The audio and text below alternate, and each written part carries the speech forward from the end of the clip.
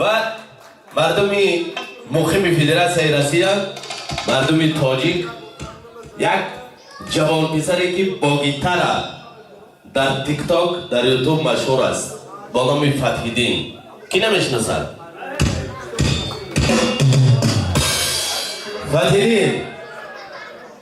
فتحیدین زوزده تیک تاک یک کافه انتقال است. برای تبریک عروس و داماد آمدن یک سرود برای عروس و داماد و بعدا چند سرود خاتمه‌ای باز پرویز جان ادامه میدن. برام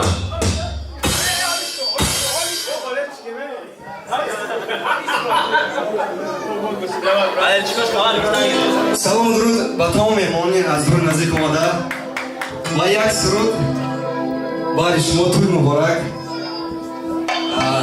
худованд сарсолатон кунад, зиндагитон обон боша, сарат сабзу рухат зебо, вуҷудат бебало бодо, ба ҳар ҷое қадам монӣ, нигоҳбонат худо бодо, ширин шавад, шакар шавад, аввалинаш писар шавад. тӯятон муборак. як суруд бари шумо. саломат бошед.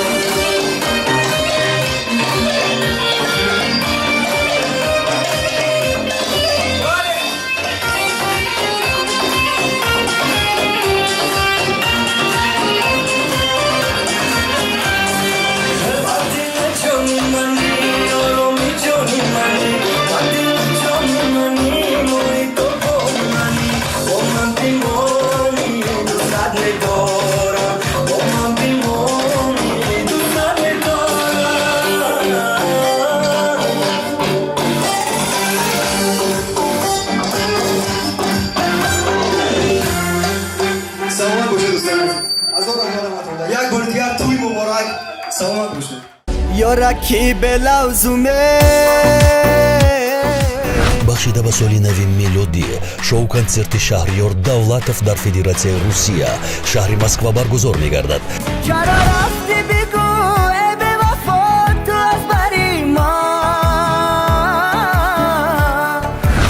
санаи 30 декабр соати 20 дар тарабхонаи Бадахшон, 31 декабр соати 15 дар қаҳвахонаи Дил ва шаби 31 декабр соати 20 дар шаҳраки Химки тарабхонаи Панҷакин.